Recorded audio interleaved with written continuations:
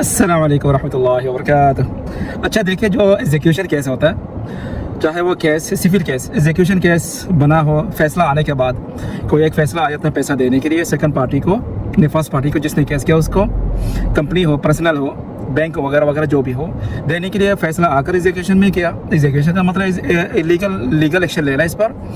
कि 7 दिन का टाइम देकर या तो 14 डेज़ 15 डेज़ का टाइम देकर,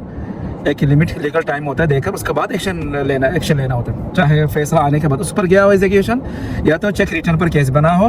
या तो इस तरह का एक पेपर पर एग्जीक्यूशन केस बना हो जिसको अमर आदा भी कहते हैं, पे ऑर्डर भी कहते हैं, अरबी में इंग्लिश में पे ऑर्डर कह सकते हैं, अमर आदा। ठीक है, वो जो पेपर बनता है नोटरी पब्लिक से, पेपर जो इशू बनता है कि इस पर इतना पैसा, वो इकरार करता है कि मेरे पर इतना लोन है या तो इतना पैसा है मुझे देना, मैं इतना उस वक्त उस डेट को दूंगा। ठीक है, तो ये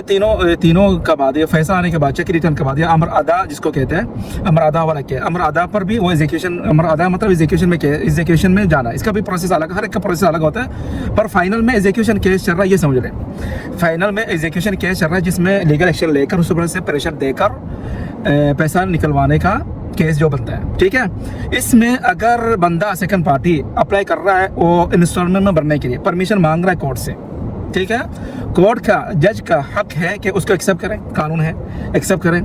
अप्रूवल दें और इंस्टॉलमेंट बनने का चांस दें। चाहे वो डाउन पेमेंट ले 20% 30% भरवाए या ना भरवाए, हालात को देखकर, रिक्वेस्ट को देखकर जो अप्लाई कर रहा है उसको समझ कर। ठीक है, ये एक और एक ऑप्शन है जज के सामने, कोर्ट के सामने कि उसको रिजेक्ट करें,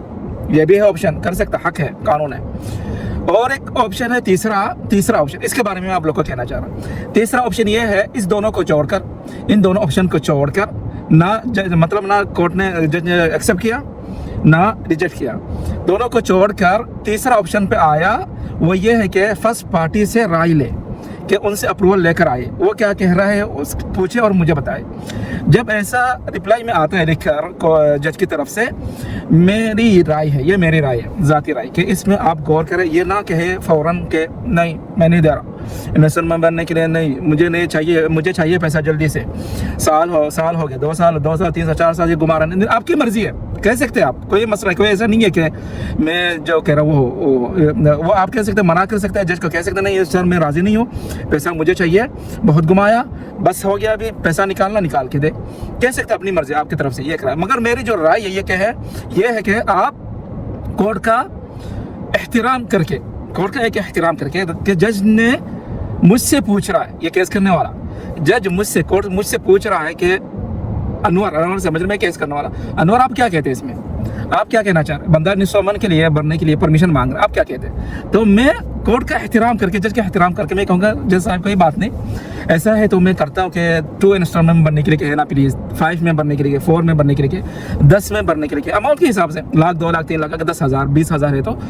2 इंस्टॉलमेंट 3 में भर दे, लाख है तो 5 6 कर दे, 7 कर दे, अगर 3 4 5 लाख है तो साल के लिए करके 2 साल के लिए कर दे। ये एक एहतराम, इज्जत रख कर,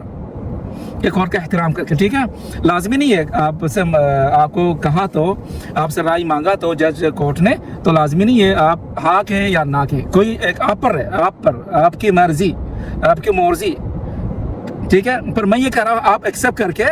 अपनी तरफ से अप्रूवल दे, परमिशन दे इंस्टॉलमेंट बनने के लिए, ये भी ज़्यादा बेहतर है। ठीक है, समझ में आया। वस्सलाम अलैकुम वरहमतुल्लाहि वबरकातुहू।